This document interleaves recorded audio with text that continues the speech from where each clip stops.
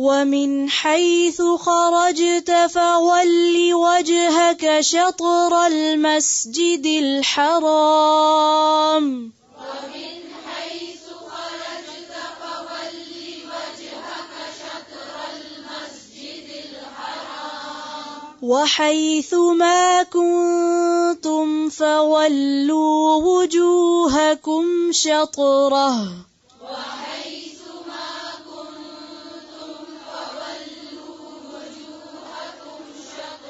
پھر سے پڑھیں. وَحَيْثُ مَا كُنْتُمْ فَوَلُّوا وُجُوهَكُمْ شَطْرَهُ. وجوہکم ہے، اس کو آپ مارک کر لیں، سرکل کر لیں. پھر سے پڑھیں. وَحَيْثُ مَا كُنْتُمْ فَوَلُّوا وُجُوهَكُمْ شَطْرَهُ. لِئَلَّا يَكُونَ لِلنَّاسِ عَلَيْكُمْ حُجَّةٌ إِلَّا الَّذِينَ ظَلَمُوا مِنْهُمْ. لِئَلَّا يَكُونَ لِلنَّاسِ عَلَيْكُمْ حُجَّةٌ إِلَّا الَّذِينَ ظَلَمُوا مِنْهُمْ. لِئَلَّا يَكُونَ لِلنَّاسِ عَلَيْكُمْ حُجَّةٌ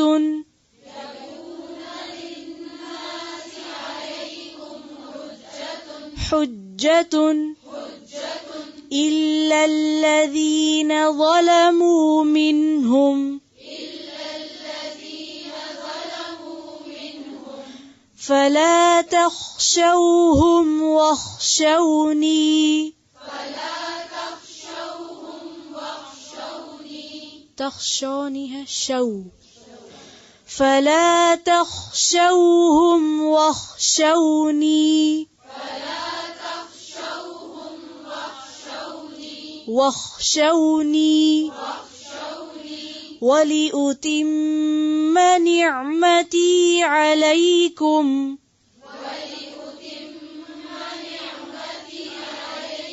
نِعْمَتِي عَلَيْكُمْ. وَلِأُتِمَّ نِعْمَتِي عَلَيْكُمْ وَلَعَلَّكُمْ تَهْتَدُونَ.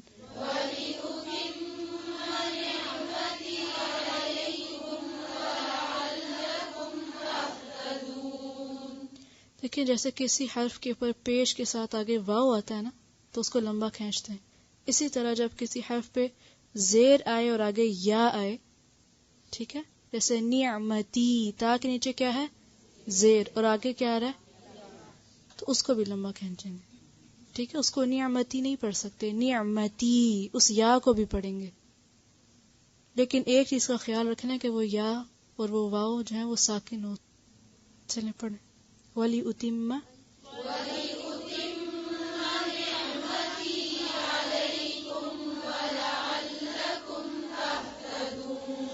وَلِأُتِمَّ نِعْمَتِي عَلَيْكُمْ وَلَعَلَّكُمْ تَهْتَدُونَ.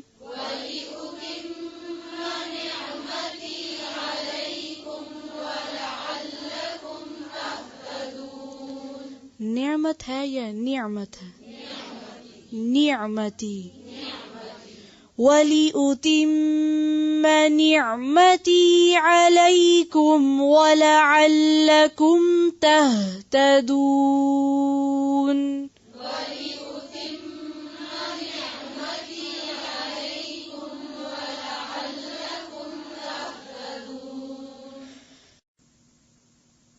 ومن حیث خرجتا، جہاں سے تم نکلو، فولی وجہک، پھیر لو اپنے چہرے کو، شطر المسجد الحرام، مسجد حرام کی طرف.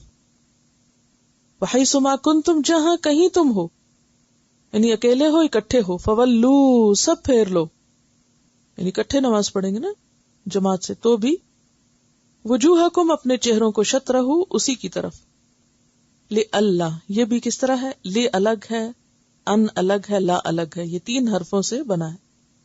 لِأَلَّا، تاکہ نہ، یکون ہو، للناس، لوگوں کے پاس، علیکم، تمہارے خلاف، حجتن، کوئی حجت. کیا حجت؟ کہ لوگ کبھی یہ نہ کہیں کہ یہ کیسے لوگ ہیں، گھر میں ہوتے ہیں تو کعبہ کی طرف منہ کر کے نماز پڑھتے، گھر سے باہر نکلتے ہیں تو جدھر جی چاہتا نماز پڑھتے منہ کر کے. نہیں، ہر جگہ تم تعین کرو سمت قبلہ کی. الا الذین ظلموا منہم، مگر ان میں سے جو ظالم ہوئے. فلا تخشوہم، تم ان سے مت ڈرو. واخشونی، اور ڈرو مجھ سے. مجھ سے کس سے مراد؟ اور خشیت کون سا خوف ہوتا ہے؟ اللہ کا، جو کسی کی عظمت کی وجہ سے، بڑائی کی وجہ سے. ولی اتم، اور تاکہ میں پورا کر دوں. پیچھے پڑ چکے اتمہ ہن، وہی اتمہ، اتمہ شے بدلی، تے میم میم. نعمتی، اپنی نعمت، علیکم، تم پر. ولعلکم، اور تاکہ تم تہتدون، تم ہدایت پا جاؤ. یعنی مقصد کیا ہے؟ قبلہ کے تبدیلی کا یا قبلہ مقرر کرنے کا. نمبر 1 نعمت کا اتمام کرنا، اور نمبر 2 ہدایت کا اہتمام. یعنی یہ ہدایت پانے کی جگہ ہے. ہدی للناس ہے نا. ومن حیث خرجت فول وجہک شطر المسجد الحرام. کتنی تاکید ہو رہی، جہاں ہو تم وہیں مسجد حرام کی طرف رخ کرو. حیث ما کنتم، اے مسلمانوں تم سب کے لیے یہی بات ہے، جہاں تم ہو اپنے چہروں کو مسجد حرام کی طرف کرو. لئلا یکون، تاکہ لوگوں کے لیے تم پر کوئی حجت باقی نہ رہے. کہ یہ ہے امت مسلمہ، کہیں کچھ کہیں کچھ. یعنی کعبہ تو پھر ایک سمبل ہو جاتا ہے نا، اصل تو پھر مقصد حیات اہم ہے. الا الذین ظلموا منہم، ان میں سے جو ظالم ہیں وہ تو کبھی نہیں رکیں گے، وہ تو کوئی نہ کوئی حجت تمہارے خلاف نکالے ہی رکھیں گے. فلا تخشوہم، ان سے ڈرنے کی ضرورت نہیں. واخشونی، مجھ سے ڈرو. اللہ کا ڈر ہر چیز پر غالب ہو. ولی اتم نعمتی علیکم، اور تاکہ میں اپنی نعمت تم پر تمام کر دوں، مکمل کر دوں. ولعلکم تہتدون، اور تاکہ تم سب ہدایت پا جاؤ. تو کیا مطلب ہے اس کا؟ کہ جب انسان کو ایک بات سمجھ آ جائے، اگر آپ کو یہ بات سمجھ آ گئی کہ آپ کی زندگی کا مقصد کیا ہونا چاہیے، تو پھر اس مقصد کو پورا کرنے کے لیے آپ کو کیا کرنا ہوگا؟ ایک ہی ٹپیکل رٹا رٹایا جملہ، عمل عمل عمل کہتے رہتے ہیں سوچے سمجھے بغیر. یہاں سے دیکھیں، لوگوں کا ڈر دل سے نکالنا ہوگا. لوگوں کا ڈر دل سے نکالنا ہوگا. جب مقصد اہم ہوگا تو خود ہی نکل جائے گا.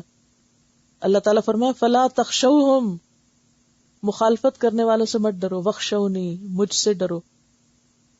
جب یہ پتا ہو کہ واپس اللہ کے سامنے جانا ہے، لوگ کتنے دن ہمارا حساب لیں گے؟ اللہ سے ڈرنے کا مطلب کیا؟ لوگ نہیں ہمیں پسند کرتے یا نہیں اچھا لگتا ان کو، نہ صحیح، کیونکہ وہ ابھی سمجھے نہیں نا، ان کو پتہ ہی نہیں یہ کام کتنا ضروری. تو فلا تخشو، لوگوں کی باتوں کی پرواہ نہ کرو. واخشونی، مجھ سے ڈرو. دیکھیں کل قیامت کو جب ہم اللہ کے سامنے جا کے کھڑے ہوں گے، یہ جتنے ہمارے خلاف بولنے والے ہیں ان میں سے کون ہمارے پاس آئے گا اور ہمیں بچائے گا؟ دیکھیں نا، کوئی ہماری مخالفت اگر اس لیے کرے کہ ہم غلط کر رہے ہیں اور ہم سیدھے ہو جائیں، اور ہم ان کی پیروی کرنا شروع کر دیں، ان کو راضی کرنا شروع کر دیں کہ نہیں یہ ناراض نہ ہو ہم سے، ہم ان کی رضامندی پہ چلتے ہیں، تو یہ بچائیں گے ہمیں کل قیامت کے دن؟ کوئی نہیں کام آئے گا. واخشونی، مجھ سے ڈرو. ولی اتم نعمتی علیکم، تاکہ میں تم پر اپنی نعمت تمام کر دوں. یعنی یہ قبلے کی تبدیلی اصل میں نعمت کا تمام کرنا تھا، یعنی دین کی تکمیل کا سمبل تھا یہ. وَلَعَلَّكُمْ تَهْتَدُونَ، تاکہ تم ہدایت پا جاؤ. قبلے کا اہتمام تاکیدی چیزوں میں سے ہے، الا یہ کہ مجبور ہو جائے کہ وہ نہیں قبلے کا رخ متعین کر سکتا، ادروائز کیجولی اور لاپرواہی کے ساتھ ادھر ادھر منہ کر کے یہ کہہ دینا کہ ہر طرف اللہ موجود ہے، درست نہیں. اپنی حد تک ضرور کوشش کریں، اور اس کے بعد نہیں ملے تو اور بات. یعنی یہ اتنا تاکیدی حکم ہے کہ مومن جب اپنے گھر سے نکلتا ہے تو وہ اللہ کو بھول کے اور نماز سے غافل ہو کے یا بے پرواہ ہو کے نہیں نکل سکتا. یعنی جب وہ کہیں سے بھی نکلتے ہیں، کوئی بھی سفر شروع کرتا ہے یا کسی بھی طرف جاتا ہے، جہاں سے بھی نکلو، جدھر کو بھی جاؤ، تمہارا رخ نہیں بدلنا چاہیے. اللہ کی ذات یا وہ ایک جو فوکس ہے یا جو ایک مرکزیت ہے یا جس طرف تمہیں رخ کرنے کو کہا گیا ہے، لِكُلٍّ وِجْهَةٌ هُوَ مُوَلِّيهَا، تو ہر ایک کے لیے ایک نہ ایک مرکز ہے. تو بندہ مومن کا مرکز اللہ کی ذات ہے، اس کو ادھر ہی رخ کرنا ہے. وہ بازار میں ہو، وہ کاروبار میں، وہ کہیں بھی ہو، کسی بھی جگہ ہو، وہ دنیا کے کسی بھی گوشے، وہ سمندر میں ہو، وہ ہوا میں ہو، فضا میں ہو، اس کا رخ ادھر ہی ہوگا. تو یہ اصل میں جو کعبہ ہے بیسیکلی تمام مسلمانوں کو یونائٹ کرنے کے لیے، اس کا جو بنیادی غرض ہے، اور اس کو سمبلائز کیا گیا اللہ کے گھر سے. یہ اللہ کا گھر ہے. یعنی انسان اپنی فطرت کے لحاظ سے مجبور ہے نا کہ وہ کسی بھی چیز کو اپنا ایک مرکز یا اپنا ایک نقطہ نظر یا اپنی نگاہ کے لیے ایک فوکس بنائے، یعنی نیوکلیس بنائے جسے کہتے ہیں نا. اس کے بغیر تو ٹوٹ جاتا ہے، بکھر جاتا ہے. سروائیول کے لیے نیوکلیس کا ہونا ضروری ہے. تو بحیثیت امت مسلمہ کے فرد کے تمہارا سروائیول اس قبلے کو فوکس کرنے میں، سینٹر میں رکھنے میں. اور اس طرح اگر آپ گلوب کو سامنے رکھ کے دیکھیں نا، وہ بیچ میں قبلہ ہے اور پوری دنیا کے لوگ اس کے ارد گرد صفیں بنائے ہوئے. ایک صف وہ ہوتی ہے جو اس کے قریب بنتی ہے نا، حرم کے اگلی صف، اور پھر وہ ایک مسجد کے اندر، پھر وہ مکہ کے اندر، پھر وہ پوری دنیا کے اندر ایک. اگر آپ اوپر سیٹلائٹ سے دیکھیں اور اگر کسی طرح لوگ نمازیں پڑھتے نظر آئیں تو منظر کیا ہو. تو یہ ایک بہت زبردست فیلنگ ہے. اس لیے اس کی اتنی تاکید ہے کہ نہیں، اگر تم نے منہ ادھر پھیر لیا اور ادھر پھیر لیا تو اس سے کیا ہوگا. توحید اتحاد کو جنم دیتا ہے. توحید سے، وننس سے اتحاد آتا ہے، یونٹی آتی ہے. اور اگر مرکز بدل گئے تمہارے تو توحید بھی باقی نہ رہے گی اور اتحاد ختم ہو جائے گا. یعنی قبلہ کیا ہے؟ مرکز عقیدت ہے نا ہمارا. ہم سب مسلمانوں کے قبلے سے، کعبے سے کیا غرض ہے، کیا تعلق ہے؟ ہماری عقیدتوں کا مرکز ہے، وہ محبتوں کی جگہ ہے. اور اللہ سے شدید محبت رکھنے والے بندے ابراہیم نے اس کو تعمیر کیا تھا اور اس بیوی بچے کو وہاں تنہا صحرا میں چھوڑا تھا، اس غرض کے لیے کہ ایک ایسی عمارت بنائی جائے کہ جو پوری دنیا کے مسلمانوں کو اکٹھا کر سکے. کہہ سکتے ہیں مصدر ہے، یعنی سورس ہے ہمارے لیے ایک انرجی کا یا ایک ایمان کا. وی بلونگ ٹو اٹ، اور ہم اس کا ایک حصہ ہیں. فزیکلی ایک مرکز دے دیا گیا کہ یہ مرکز، اس کی طرف سب کا رخ ہوگا تو تم سب ایک رہو گے اور پھر واریت ختم ہوگی. وہیں پر وہی اتری، وہیں اللہ کے رسول صلی اللہ علیہ وسلم کو مبعوث کیا گیا. رہتی دنیا تک یہ جگہ مسلمانوں کے لیے کیا ہے؟ ایک سینٹر آف لائف ہے، سورس آف لائف ہے. لائف سے مراد ایمان کی زندگی مراد ہے. ایمان کی زندگی کا ایک سورس ہے، نیوکلیس ہے. اور اگر وہ باقی نہ رہے سب ٹوٹ جائے گا. یہ کوئی چھوٹی سی چیز نہیں ہے. اس لیے ایک دفعہ نہیں، کئی دفعہ کہا گیا کہ ادھر ہی رخ رکھو، ادھر ہی دیکھو. جب تک ادھر رخ کرو گے تو بھٹکو گے نہیں، تفرقے میں نہیں پڑو گے. اور جب وہ مرکز عقیدت بدلے گا، لوگ اس کو چھوڑ کر اور چیزوں کی طرف رخ کر لیں گے تو پھر وہ قدرتی طور پر الگ گروہ بن جائیں گے. یعنی قبلے کی پیروی سنت ابراہیمی بھی ہے اور سنت رسول صلی اللہ علیہ وسلم بھی ہے کہ آپ کو دوسرے قبلے کی طرف کر کے پھر ادھر پھیرا گیا. آپ دیکھیے کہ جب آپ مکہ میں تھے تو کعبہ کی طرف ہی منہ کرتے تھے، اور جب آپ مدینہ گئے تو بیت المقدس کا حکم آیا کہ ادھر منہ کرو. اچھا، یہ بھی تو ہو سکتا تھا کہ یہ حکم نہ آتا کہ ادھر منہ کرو اور وہ بس ایک چیز چل رہی تھی اور مدینہ میں آ کر بھی ادھر ہی منہ کرتے رہتے لوگ، تو فرق نہ پتہ چلتا، اہمیت نہ پتہ چلتی. جب اس طرف موڑا گیا ان کو، بیت المقدس کی طرف پہلے اپوزٹ چیز کی طرف کیا گیا، پھر دوبارہ پلٹایا گیا، تو اس میں ایک حکمت تھی بڑی کہ اصل مرکز یہ ہے. اور اگر پھیرے بغیر ہی قائم رکھا جاتا تو اتنا ایمفیسس نہ ہوتا اس پر. یعنی جیسے پانی کے اندر ایک آپ پتھر پھینکتے ہیں تو ہر طرف ویوز پھیل جاتی ہیں، کھلی سرکل بن جاتا ہے.